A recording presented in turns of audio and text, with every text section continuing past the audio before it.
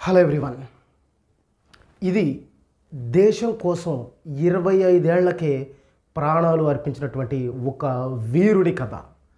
1947లో మనకి ఆగస్టులో భారతదేశానికి అలాగే పాకిస్తాన్కి ఒకేసారి స్వాతంత్రం వచ్చింది. కానీ అప్పుడే నిప్పు రాజేసుకుంది.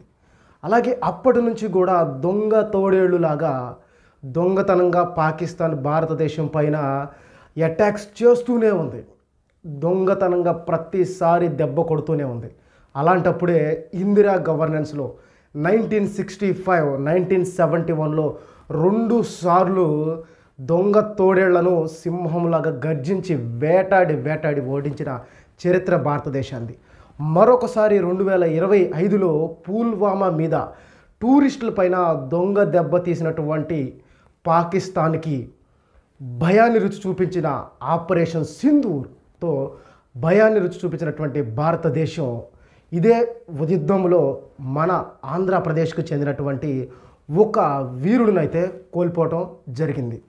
శ్రీ సత్యసాయి డిస్టిక్ సంబంధించినటువంటి మురళీ నాయక్ అనే వ్యక్తి వీరమరణం అయితే పొందాడు.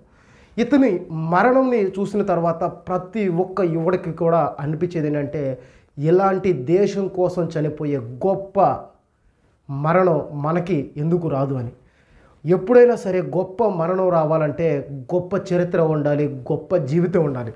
అలాంటి జీవితమే మురళీ నాయక్. తన తోటి స్నేహితుడు తనతో పాటు విజయాన్ని సాధించాలన్న నాయకుడి లక్షణం.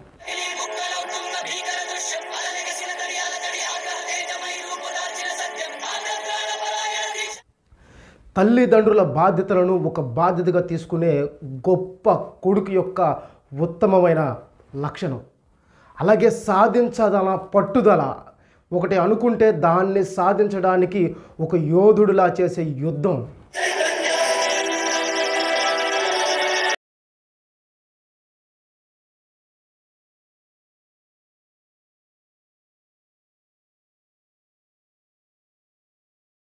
మరణాన్ని కూడా తెగించిన సైనికుడి యొక్క తెగింపు, ఇవన్నీ ఉంటేనే ఒక గొప్ప మరణం వస్తుంది.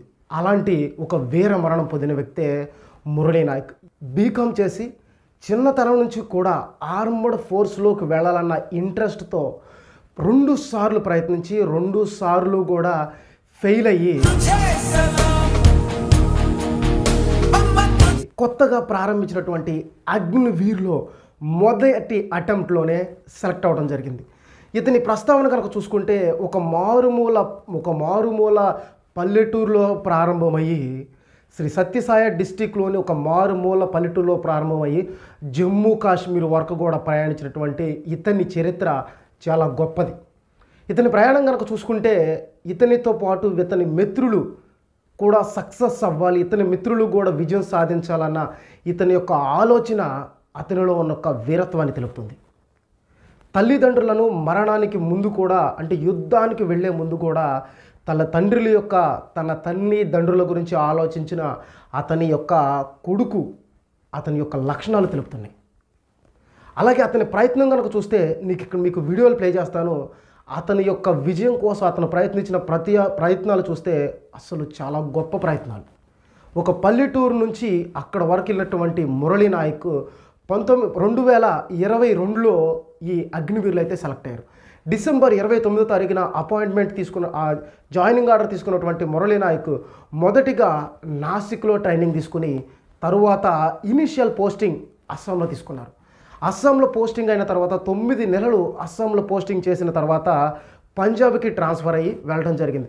ప్రజెంటు పంజాబ్లో ఇతను ఉద్యోగం చేస్తూ ఉండగా ఇతనికి ఈ వార్ నేపథ్యంలో జమ్మూ అండ్ కాశ్మీర్లో జరుగుతున్నటువంటి ఈ యుద్ధం కోసం 3 రోజుల క్రితం, అంటే మరణానికి ముందు 3 రోజుల క్రితం మాత్రమే ఇతను జమ్మూ కాశ్మీర్ వెళ్ళడం జరిగింది. వెళ్ళిన 3 రోజులకే యుద్ధంలో పాల్గొని వీర మరణం అయితే పొందాడు.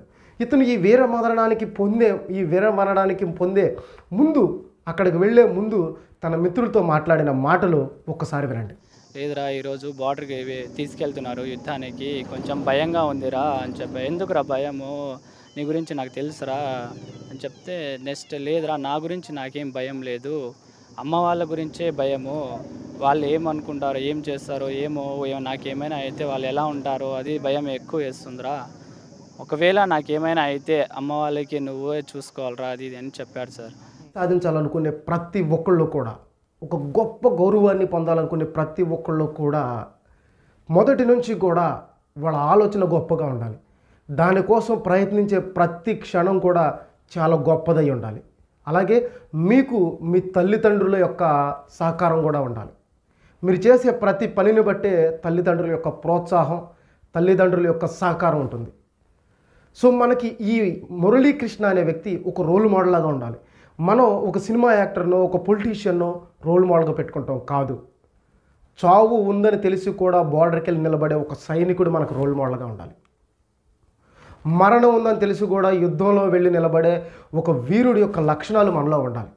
ఇలాంటి వాళ్ళని ఎప్పుడైతే మనం రోల్ మోడల్గా పెట్టుకుంటామో ఖచ్చితంగా మన మరణమే కాదు, మన జీవించిన ప్రతి రోజు కూడా ఒక వీరత్వాన్ని తెలుపుతుంది. ఇది నేను ఈ వీడియో చేయడానికి కారణం ఏంటంటే, ఒక వీరుడిని మనం గుర్తించి ఒక వీరుడి యొక్క గొప్పతనాన్ని మనం గౌరవించుకోవాలన్నది నా ఉద్దేశం. అందుకే ఈ వీడియో చేశాను. ప్రతి ఒక్క సోల్జర్కి ఒక యుద్ధం టైంలోనే కాదు, ప్రతి ఒక్క టైంలో మరణం ఉందని తెలిసి బార్డర్కి వెళ్ళి నిలబడుతున్న ప్రతి ఒక్క సోల్జర్ కూడా ఈ వీడియో అంకితం. ప్రతి ఒక్క సోల్జర్ కూడా salute. Thank you very much. మీ యొక్క ప్రతి ఒక్క ఒపీనియన్ని కింద కామెంట్ సెక్షన్లో తెలియచేయండి. Thank you for watching.